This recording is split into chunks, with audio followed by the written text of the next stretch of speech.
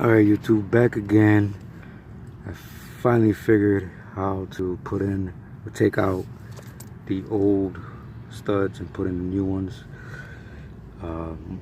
Preferably what you want to do is, and unfortunately what you would have to do is spend some money, is most likely probably have to loosen up this axle nut. So you're gonna have to probably get a loaner tool from any auto store, and as well coming back here and loosen up these bolts. I was trying to do that, but I didn't want to strip it. It was giving me a hard time, so I already had issues with a strip bolt on another car. So what I figured to do was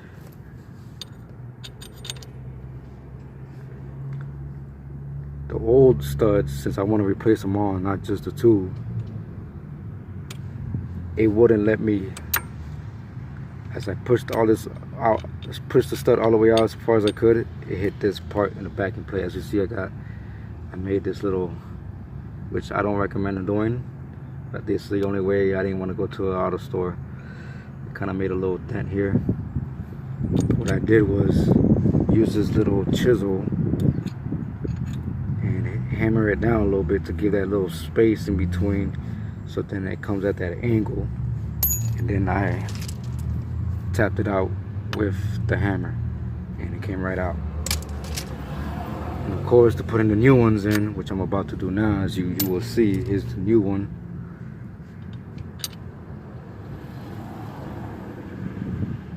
Got it sitting right there, and then I just tap it right in.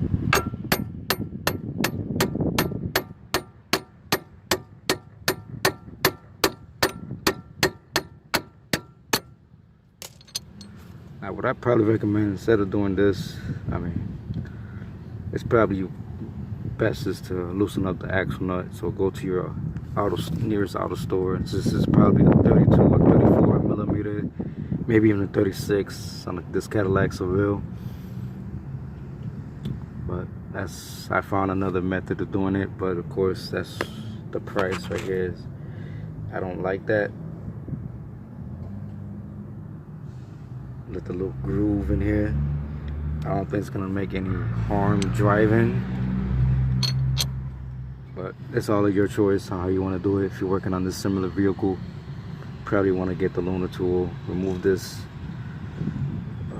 get an axle nut socket, loosen this up, and then loosen up the sockets, the bolts in the back, which on this vehicle there's 3.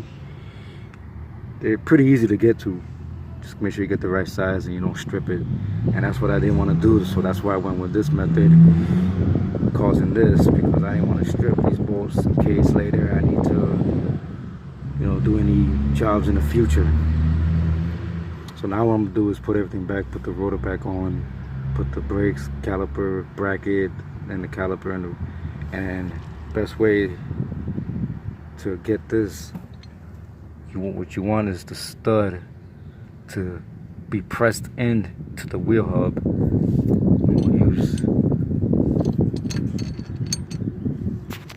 I'm gonna use this the lug nut and put it in backwards.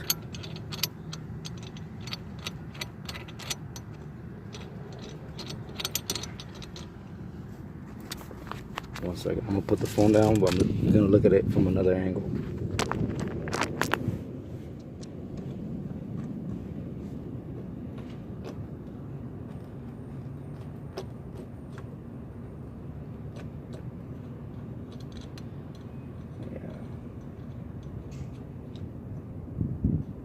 Alright, so that's not gonna work.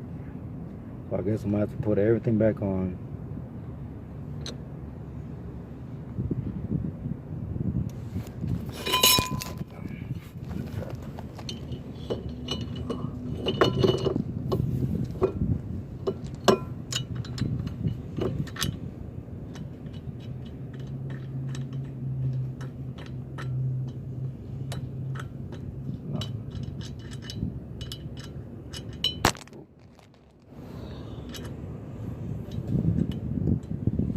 Let me try it the normal way, see if that works.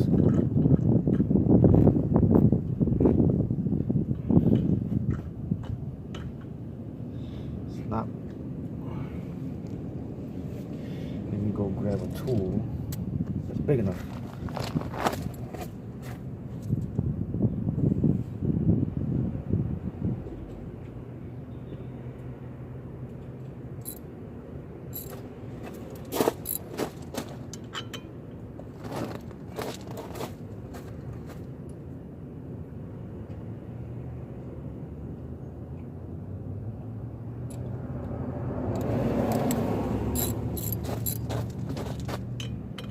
Okay, so that looks like 19 millimeter right there. Actually, that's what it is.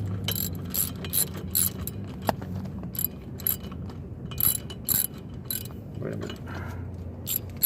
Nope, I had it on wrong.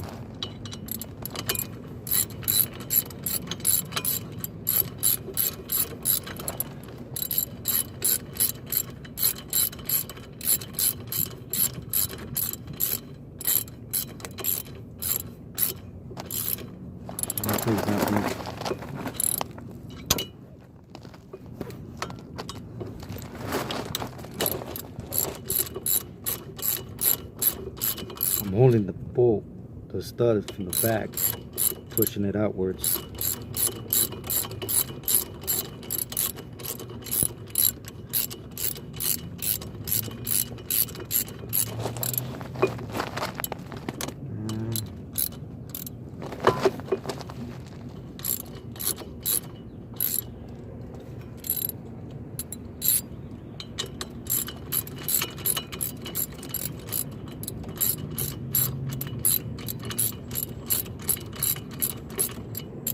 What I'm gonna do now, I'm gonna take it off. I'm gonna try it the other way.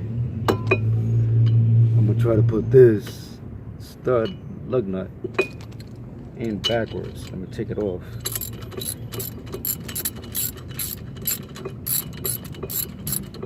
Probably one thing the best to use on the studs, maybe some kind of a thread locker.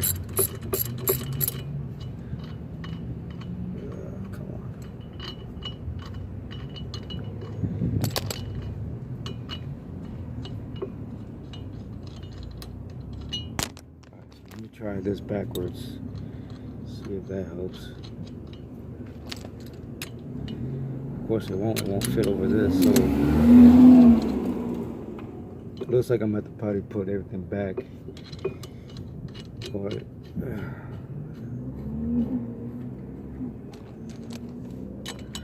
keep trying this method. So this is what's probably gonna work, is putting on the axle, the wheel nut on, and hopefully that pushes the stud in, snaps it right in, hopefully, and that's what I'm gonna do. From here, you probably have your own different ways of how to put this back on. I've seen people who probably put a washer and some sort of other tool to help them press it back in. Whatever works out for you best, just make sure you don't break nothing. Alright, well, I hope that helps anybody out.